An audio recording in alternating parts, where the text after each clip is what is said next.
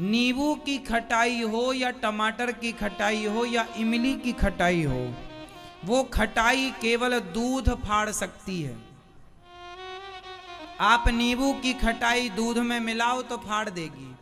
नींबू, इमली, आम की खटाई केवल दूध फाड़ सकती है, पर कपट की खटाई तो भाई भाई के रिश्ते को फाड़ देती है।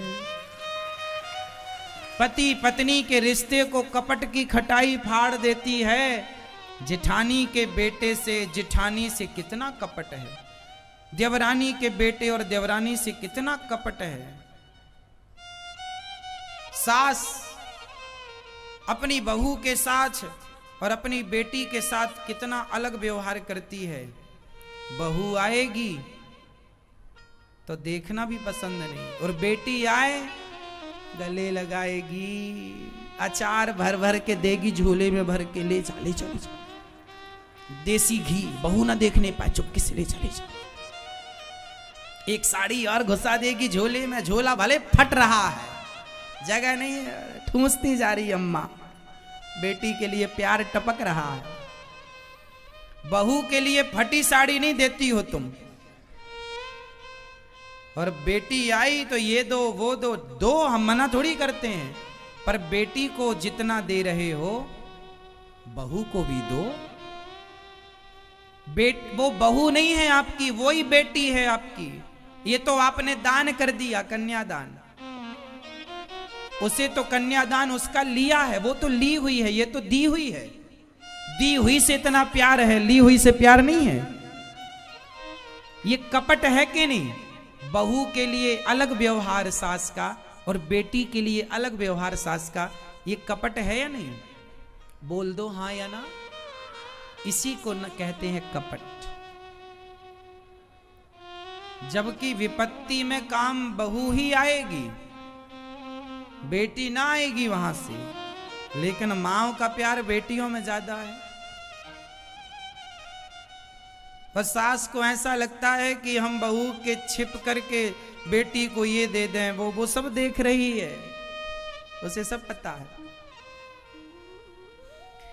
आपकी बेटी आए तो बिल्कुल मान सम्मान दीजिए उसे, साड़ी दीजिए, पायल दीजिए, अचार दीजिए, पापड़ दीजिए, देसी घी दीजिए, लेकिन चोरी से नहीं दीजिए। सासें ना चोरी से देती हैं, बहू की चोरी से, बहू ना देख ले। जबकि बहू ने सीसीटीवी कैमरे चिपका रखा तुम्हारी साड़ी में, उसे सब पता, वो सब देख रही है। और तुम्हें क्या लग रहा है वो नहीं जानती? वो सब जानती है। फिर रात को अपने पति से क्या कहती है? पति बोला जरा अचार लाओ, नहीं है अचार, कहां चला गया? तुम्हारी बहन आई थी, पूरा ले गई, भर के तुम्हारी मां ने दे दिया। पति बोला जरा देसी घी लगाओ रोटी में, सूखी चुप, अरे क्या लगाए, आई तो थी चुड़ैल, सब भर के ले गई, सब ले गई। ले भले कुछ ना गई हो, पर वो कहेगी सब ले गई। और ये कहने का मौका सासें देती हैं। और ये कपट है, इसे क्या कहते हैं? कपट। ये कपट तो तुमसे छूटा नहीं, और नींबू छोड़े बैठी हो, इमली छोड़े बैठी हो, वो कह रही हो संतोषी माता नहीं मिली, अभी 10-20 पीढ़ी ऐसी बैठी रहेगी तो न मिलेंगी। जो छोड़ना है वो आप छोड़ते कहां हैं? है ना मेरी मां?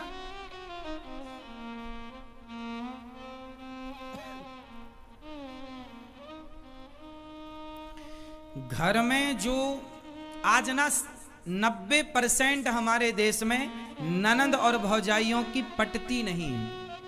90%, 10% तो बहुत अच्छे से रहती हैं बहनों की तरह, बस 90% हमारे देश में ननंद भौजाई की नहीं ज्यादा पटती, मतलब तालमेल बनती नहीं बनती। क्यों? इसमें सबसे बड़ा जहर घोलने का काम कर देती है सास, दोनों के रिश्तों को फाड़ देती है। यही कपट करके, चोरी चोरी बैग में भरना, यही सब कर करके। ईमानदारी से दो ना। बहू से कहो बहू जरा बेटी आई है, जरा उससे साड़ी, बेटे से बोलो बेटा कल बढ़िया साड़ी लेके आना, तेरी बहन आ रही है, देना। अचार दे, जो देना दो, ईमान उसी से दिलवाओ।